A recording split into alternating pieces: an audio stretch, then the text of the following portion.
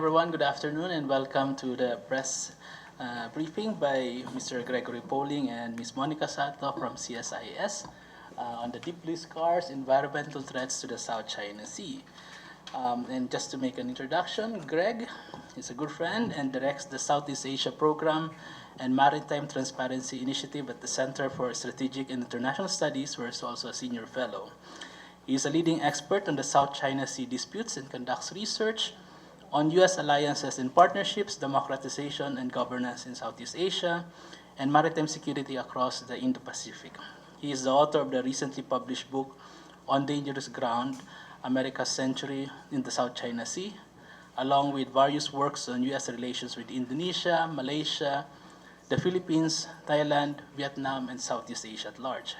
Mr. Poling received an MA in International Affairs from American University and a BA in History and in Philosophy from St. Mary's College of Maryland. While Monica Sato is a research associate for the Asia Maritime Security Initiative at the Center for Strategic and International Studies. She holds an MA in Security Studies from the Edmund A. Walsh School of Foreign Service at Georgetown University, and prior to her time at AMTI, she worked for the Atlantic Council's Asia Security Initiative, CSIS Southeast Asia Program, and Albert Del Rosario Institute for Strategic and International Studies. Born and raised in the Philippines, Monica graduated from the Ateneo de Manila University with a BA in Diplomacy and International Relations, specializing in East and Southeast Asia. Her research interests include maritime security, environmental impact of state activities in the South China Sea, and U.S.-ASEAN relations. So just as a disclaimer, Greg and Monica are employees of CSIS. They are not employed by the U.S. government, and their views do not represent the U.S. government or the Philippine American Educational Foundation. Greg, why don't you come here and do your presentation? Thank you.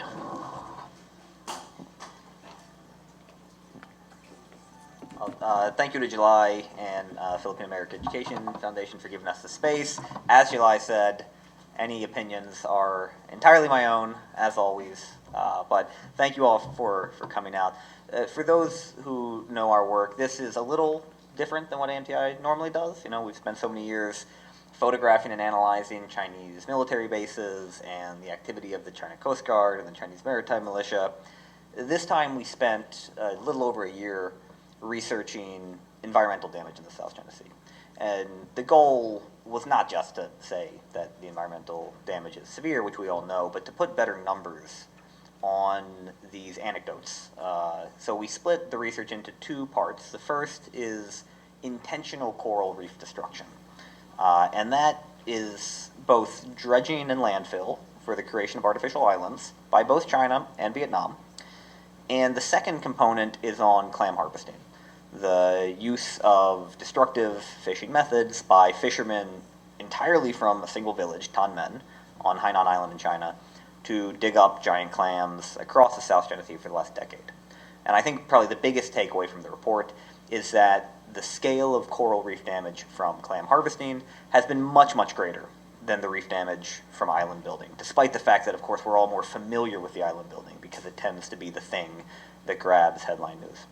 The second component of our report is on the overfishing problem in the South China Sea. And for that, we had two co-authors, Tabitha Mallory and Hao Chen, who are both with a group called the China Ocean Institute, based in Seattle, Washington. They're experts on Chinese fishery policy and subsidies. Unfortunately, they couldn't make the trip here, but we'll do our best to present their findings without error.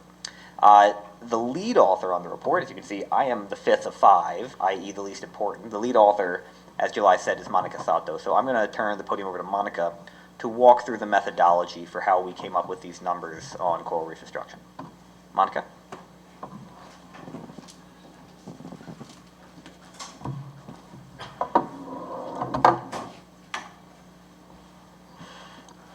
Hello, everyone. I'm Monica Sato. As Sir July introduced me, I'm a research associate at the Asia Maritime Transparency Initiative.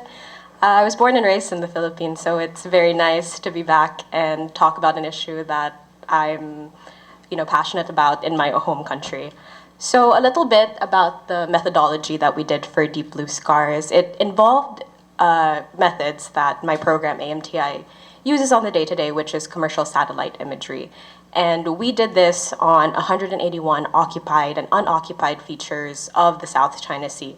So looking at satellite imagery, we quantified the amount of dredging and landfill and also scarring by giant clam harvesting. Now I'll talk about two main things. First, dredging and landfill, and second, the giant clam harvesting. I'll talk about why states dredge and how they dredge. I'll also talk about why harvesting became popular and how these clams are also extracted. So this is Subi Reef. The Philippines calls it Zamora Reef. And this is typically the satellite images that we analyze and look at. But before I begin on this type of method of dredging, I want to explain why states dredge in the first place. And it's really to build their outposts and maritime entitlements in the South China Sea. And it's to support their sovereignty claims as well. However, it is considered the most detrimental to the environment. This is because it removes essential reef substructures and also incapacitates the reef's ability to repair itself over time. So, China mainly used both dredging and landfill between the years of 2013 and 2017. They used this method called cutter suction dredging, which is a method where these dredgers slice through the reef, and the sediment that is collected is pumped through floating pipelines, and then the sediment is then deposited on areas targeted for landfill. Now, to simplify it, I guess, just try to imagine a drill going through the reef. That's essentially what China's doing. So not only are they slicing these reefs, as you can see here, this white part of the image, that's actually sediment runoff caused by dredging. And this sediment will run off through other parts of the ocean, coating nearby marine life. So that includes plants, animals, anything within the vicinity of the area. And this is also damaging to the health of these marine creatures. While other states have used less detrimental methods, I want to emphasize that any form of dredging is still detrimental to the environment. For example, this is a method that Vietnam implements. It's less destructive, and it uses clamshell dredgers and construction equipment. So what it does is you slowly scoop up areas of shallow reef and put it on areas targeted for landfill. As you can tell, it's probably slower, but also it doesn't cause that sediment that typically runs off. Now, when we were looking at satellite imagery late 2023, we saw that Vietnam has also been using cutter suction dredging that is similar to China's. And as you can see, this is also detrimental because Vietnam is still building up its outposts in the South China Sea. So this method is still continuing today. So when we totaled the number of reefs destroyed by both dredging and landfill, we found that China has actually destroyed 4,500 acres of reefs through dredging and landfill. Vietnam comes in second with 1,500 reefs destroyed. And Malaysia, the Philippines, and Taiwan barely scratch the surface. They contribute to less than 100 acres of destroyed reef.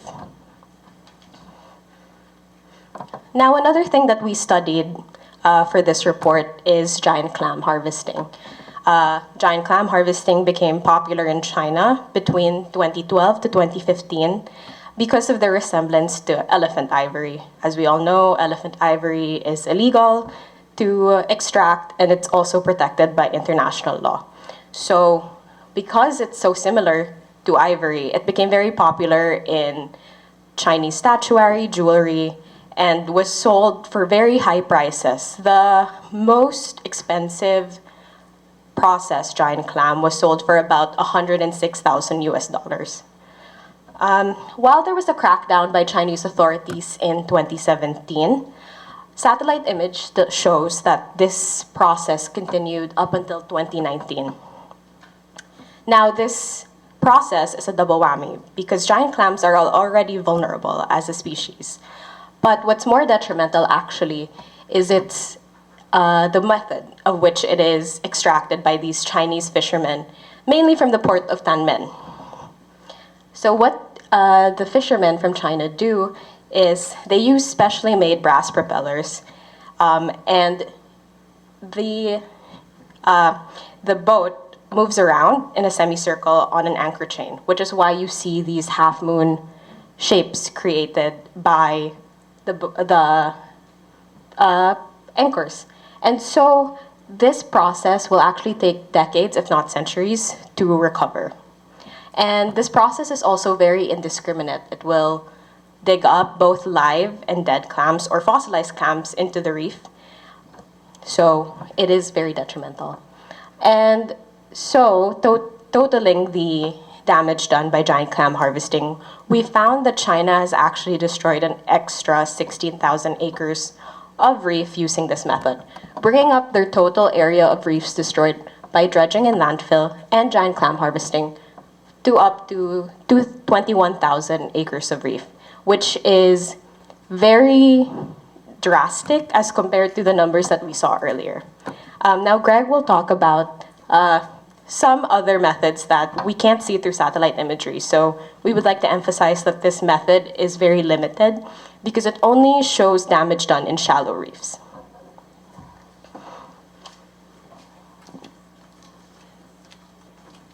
Thank you, Monica.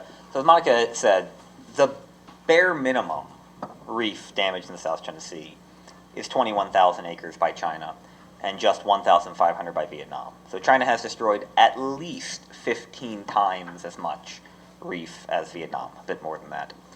But we know that this is an undercount on the part of China. We know it's an undercount of China's damage because it only captures the scarring on the shallowest parts of the reef crests around the edges that are so shallow you can see the bottom through satellite imagery. By the time we documented the last known scarring with these chopper boats in 2019, China had already dug up pretty much all of the shallow giant clams that are available in the South China Sea. And so Chinese clam harvesters from Tunmen had to find ways to get at the lagoons of the reefs, the deeper waters where there were still plenty of clams to be had. We know that they've done this courtesy of ABS-CBN. Shar Zambrano's team went out to Scarborough Shoal in spring 2020, some of you might remember the investigative report, and filmed dozens of Chinese clam harvesters operating in the lagoon of Bajo de Masinloc under the eye of the China Coast Guard, often trading supplies back and forth with the CCG, so it's not as if China didn't know what was happening, but they weren't using the chopper boats that we've become used to. Instead, they were using high-pressure water pumps. So they would put one member of the crew in the water in a wetsuit with a long hose.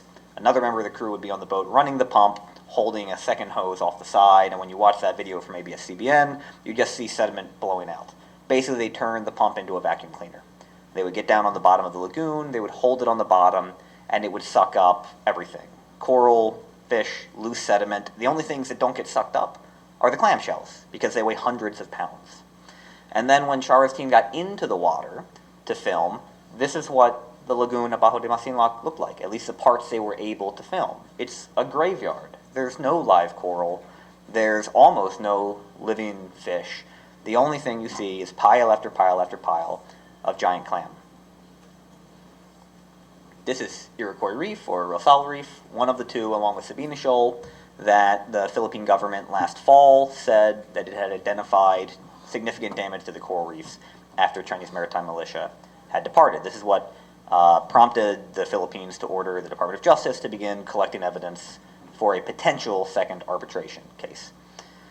One potential explanation for that damage at Rosul and Sabina is the kind of clam harvesting that Char Zambrano's team at ABS-CBN documented thoroughly in the spring of 2020.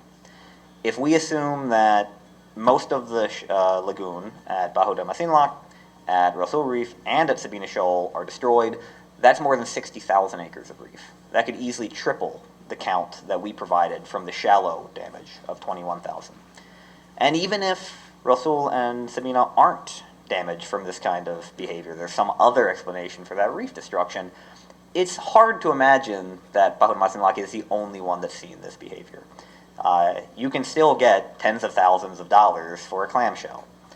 The clammers still have a market. They are getting the clams from somewhere. and they proved in 2020 that they had a highly efficient method to do it. So one suspects that there are probably many reefs across the Paracel and Spratly Islands whose lagoons look just like Bahudamasin locks. We just don't know it because it's been impossible for other states to conduct on-site surveys because of the status of the disputes. So, what's the real total of reef damage in the South China Sea? We don't know. We know that Vietnam's total is 1,500. We know that everybody else's is less than 100. We know China's is somewhere above 21,000. We have no idea how much more. Double, triple, quintuple. The only way to find out will be to look for on-site surveys. The second component of our report is on overfishing. And this helps explain why this issue of reef destruction is so important. I mean, of course, we should all be outraged by the loss of reef habitat and the loss of endangered species, giant clams. But it's particularly bad because it happens in the South China Sea. The South China Sea is the most productive fishing ground on Earth. Estimates are that it accounts for about 12% of global fish catch. It's a lot less than 12% of the ocean. And because so much of the fishing that happens by small-scale fishers from the Philippines and Vietnam, up to half of all the fishing boats on Earth may operate in the South China Sea. The modeling we used here is from the University of British Columbia, their Sea Around Us project, which tries to take the reported catch from each claimant to the South China Sea and add on statistical modeling of what their likely total catch is, because a significant portion is going to be unreported, particularly for artisanal fishers. And what that shows you is that the fish catch in the South China Sea has been more or less flat since the 1990s. That's an indication of a badly overfished ecosystem. Because since the 1990s, fishing gear has continued to improve, technology has continued to improve, China has significantly increased the subsidies to its fishing fleet. There are more boats operating, and there's more money going into it, and yet the same amount of fish is coming out. Which means that countries are fishing down the seafood food chain. They are fishing species that wouldn't even have been worth it a few years ago. And I think most people know this anecdotally. If you go to a market anywhere in coastal Philippines or central Vietnam, what you find are juvenile fish and fish species that would have considered bait at best 30 years ago, because the other stuff isn't there anymore, or it's almost impossible to find. So you take this already badly stressed ecosystem that is the most productive and the most important for food security on Earth, and then you dig up 21,000 or more acres of reef on purpose over the last 10 years where all those fish breed. It's an ecological disaster waiting to happen. The fishing itself that happens in the South China Sea is primarily not on the reefs. It is mostly the pelagic species in the deeper water. And that's primarily done by just China and Vietnam.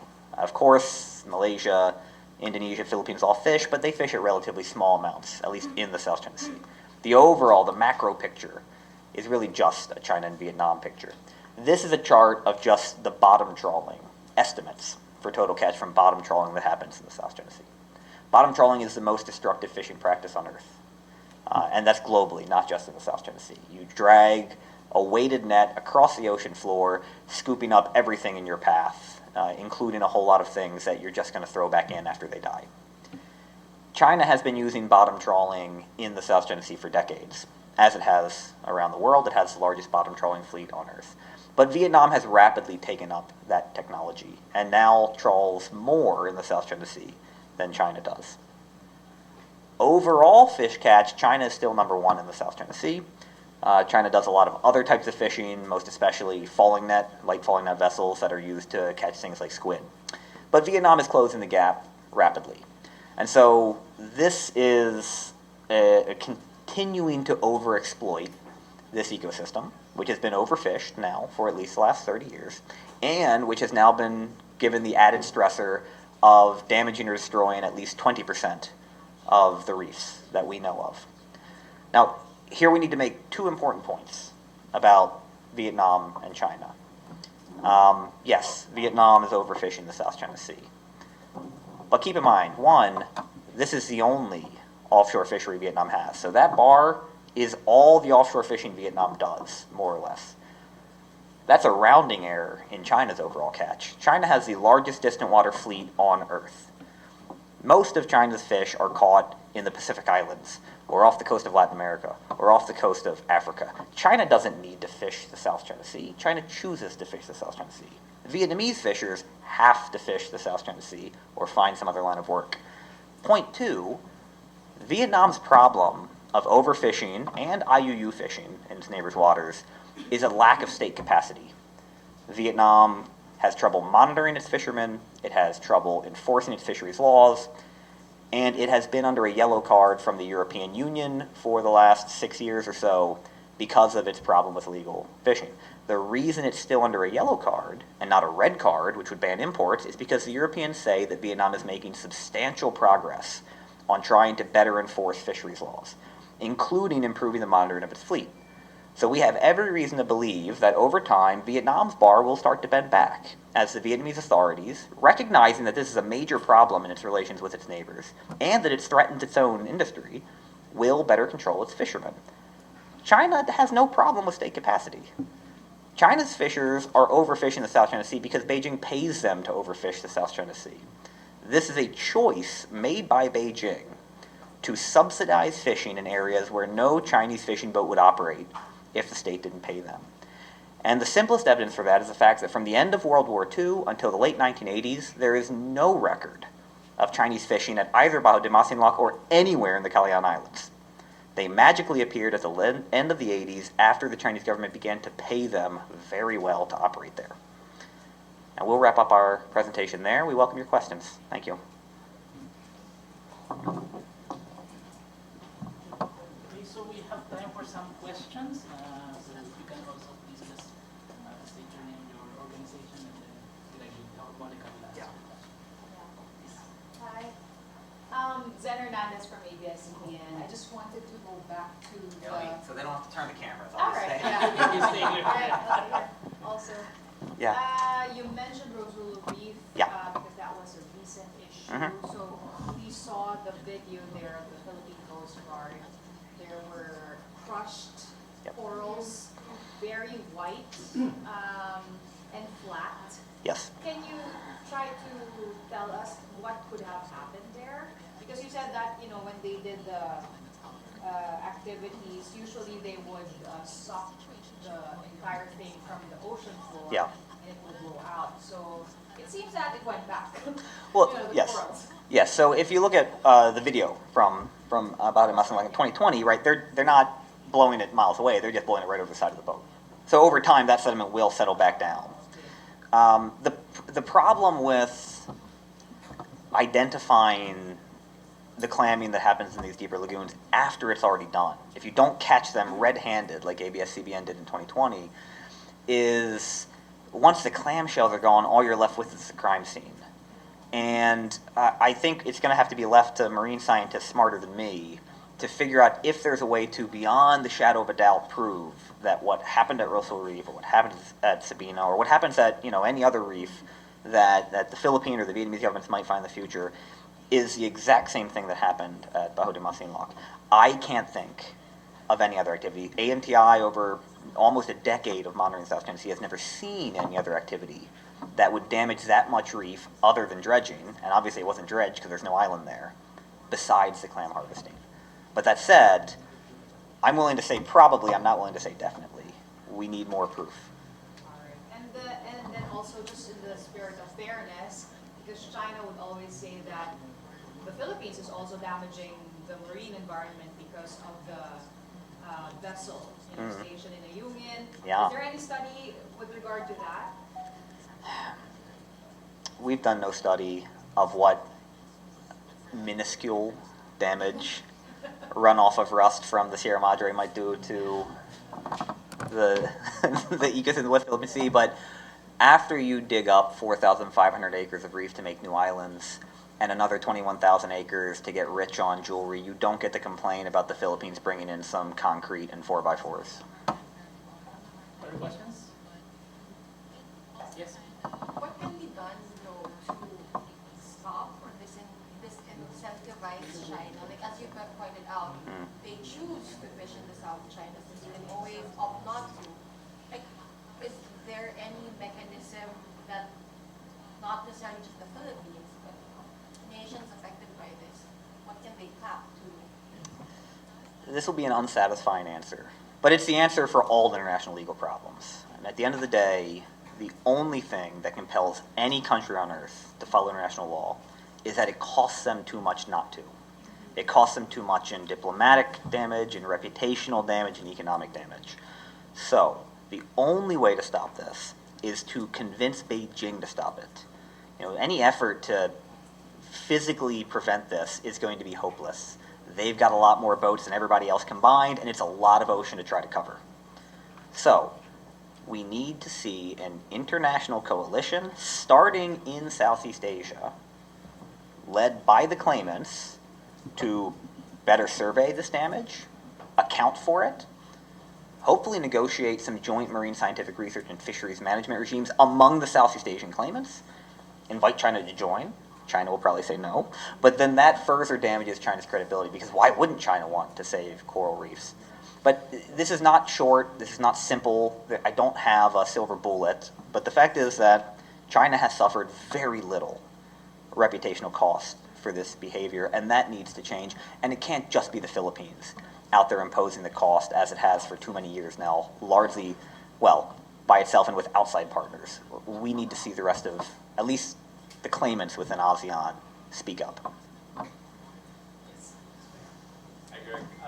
Would there be any study that would support that these activities directly impact Filipino or Vietnamese fishermen in terms of the number of fish they catch, or is it more making it more difficult for them to catch fish around that area?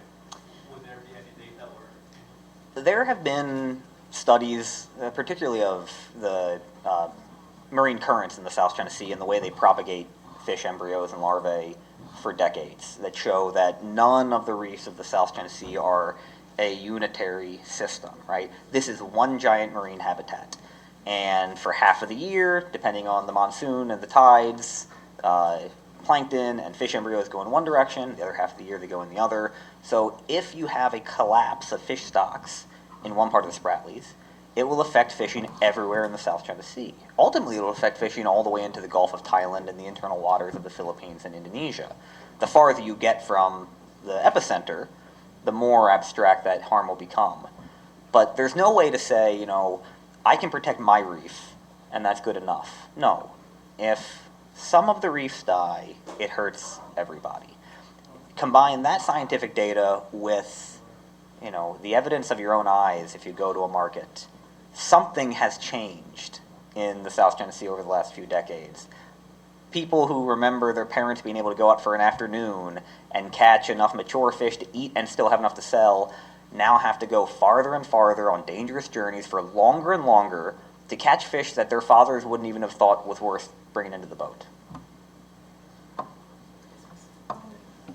U.S. has repeatedly said that the South China Sea is within its national interest. So what can the U.S. do to protect the South China Sea? The second question is, can the damage still be reversed? What can we do to revive this damage? I suppose the simple answer is the U.S. can do whatever the Philippines asks it to do, which is what the U.S. has been doing for the last 2 years at least. I mean, the U.S. has two interests in the South China Sea. One is the maintenance of its alliance commitment to the Philippines. The other is defense of freedom of the seas, which is a global concern, not just a Philippine concern. The solution to both of those problems are the same. One, deter Chinese aggression by tightening the U.S.-Philippine alliance, which we have seen happening at remarkable speed since the end of 2021. Two, support an international coalition to impose cost on Beijing for its bad behavior. And we are seeing this have some effect. I'll note that today there are now more than 24 countries who have publicly endorsed the 2016 arbitration case. That is because of the hard work of the Marcos government. Most of those countries signed up last year. All the European states, except for the Brits and Germans who went earlier, but all the rest only made that position clear last year. The Indians publicly supported the arbitration last year. The Koreans. That coalition needs to build. Because when it was, if we go back to 2016, July 12th, 2016, we get the award, 5 countries call for compliance. The Philippines got around to it a couple months later. The next year, we had gotten up to, I think, 8 countries. then we just froze for years and years and years. And it was because there was no active campaign by the Philippine government to drum up support that the US and the Japanese and others could support, right? Nobody could do it for the Philippines. Now there's an active Philippine government pushing these issues, and what are we finding? A receptive international audience. The Europeans, the Indians, the Koreans, and so on gladly signing up. They would have signed up in 2016 if they had been asked. So again, this isn't a satisfying answer because it's not a short-term answer, but it's the only answer. Long-term, broad-based international pressure to convince China that if it wants to be a global leader, it can't do this. This is not global leadership. To your question about whether or not the damage can be reversed, we don't know. I mean, the reef damage, in theory, at least those that have been clammed, those have been dredged or dead and buried. But, over decades, as Monica said, perhaps more, these reefs could come back. That's in a perfect ecosystem, not an ecosystem of acidifying oceans because of climate change. So I don't know. As for the fish, this is a problem with there being no comprehensive fish stock assessments in the region because of the disputes. If there is what biologists would call a trophic cascade, a collapse of one stock that makes another stock collapse and on down the food chain, that could have a very long tail. That could start, and you might not feel the full effects for years to come. So, are we at the edge of a cliff, or are we already over it and it's too late? We don't know. The first step is to do the stock assessments, and preferably to stop digging up tens of thousands of acres for clams until we know the answer. Hi, I'm Leah Cabito, covered by environment for Conservator. Also, I would like to ask how will the PTA for the South China Sea to dredging and harvesting of biomass on top of ocean acidification in the work of sea level will exacerbate climate impacts not only in the Philippines, but in the entire Southeast Asia, since the region is one of the most vulnerable to climate change. I will, on most issues like this, defer to actual marine scientists, which I am not. But given the scope of uncertainty we already have about the impacts of climate change, the last thing we need is more uncertainty, right? We know that coral bleaching is going to continue to spread. We know that we're going to lose species at an alarming rate. We know that as the oceans warm, some species are going to flee areas around the equator like this for cooler waters, and other species might migrate in. And as scientists spend probably the next several decades trying to come to grips with what that looks like, the last thing we need is intentional man-made uncertainty thrown into the mix. Sir, Manila from Manila Times. Sir, we will soon have a maritime zones act. It is expected to pass third reading on Monday. Do you think once passed, it will prevent Chinese fishermen from intruding into our fishing grounds and damage our No, ma'am. I testified on the Maritime Zones Act late last year. This and nothing else are silver bullets. There is no silver bullet. This is the slow accumulation of pressure. And what the Maritime Zones Act will do is further build up the Philippines' moral and legal high ground, right? By bringing Philippine domestic law more into obvious compliance with the UN Convention on the Law of the Sea, and by codifying the 2016 arbitration award into Philippine domestic law, it gives the Philippines an even stronger position to continue to set itself up in contrast to the behavior of Beijing and impose more pressure on Beijing. But by itself, it doesn't change anything overnight, right? This is, strap in. This is a multi-decade problem. This is not reconcilable tomorrow. Xi Jinping's not going to wake up in the morning and say, I'm sorry, I had it all wrong.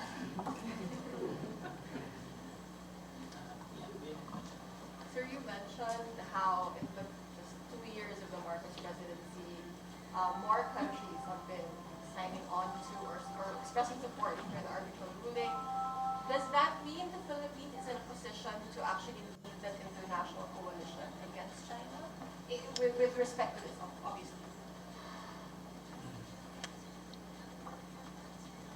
the Philippines has a clear right to not only file a second arbitration case, but to go back to the arbitral tribunal under the first case to seek further measures because China is not compliant with the award.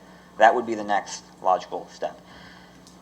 The Philippines could also seek not only to continue to build support through other fora, but could seek a vote in the UN General Assembly. I mean, if you remember, the British lost a vote, well, lost more than one, over Diego Garcia, the Chagos Archipelago. That is putting more and more cost on London. The U.S. lost votes over the Nicaragua ICJ case over and over and over, which finally compelled the U.S. to comply with that ICJ award back in the early 90s. The Russians lost votes over their own ITLOS award when they seized the Greenpeace icebreaker 10 years ago, and they finally complied, even though they insisted it wasn't because of the vote. So that kind of pressure has a pretty good track record of getting even great powers to comply with awards. Whether or not the votes are there in the General Assembly, I don't know.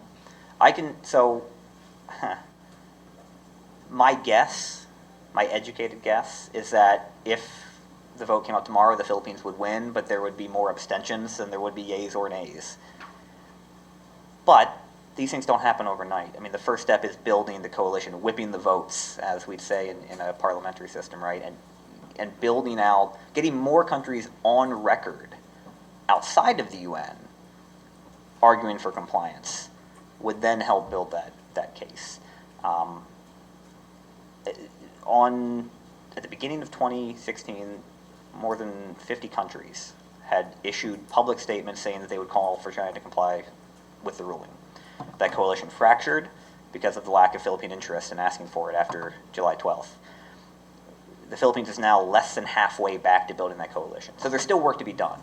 But there's been more gains on that front in the last year than there were in the 6 years prior. I'm just wondering if there is an existing or a previous study on cyanide fishing activities in the Chinese Sea. It's also Yep. a rather recent issue. I have no doubt that there are plenty of scientific papers over the years on cyanide fishing by all the claimant states for aquarium fish. I'm not aware of any large-scale study specifically in the South China Sea. Okay, we have time for a couple more questions. Yes, ma'am. Sir, do you intend to share your reports to our Department of Environment and for Bureau of Fisheries? Well, first, the report is publicly available, so it's been on our website since December. It's being translated into 7 regional languages, including Tagalog if anybody's interested. And so we're trying to disperse it as widely as possible. We're doing in-person briefings in 10 countries. This is stop 6. And yeah, in Manila so far, we've done multiple events that have included personnel from DFA, DOJ, from the National Security Council. I don't know how many other agencies might have been in the audience and didn't ask questions. Okay. If there are no more questions, then Greg and Monica will be available for stand-ups with the TV reporters. All right. So thank you very much for joining us this afternoon. Thank you, Greg. Thank you, Lai. Thank you all. Thank you.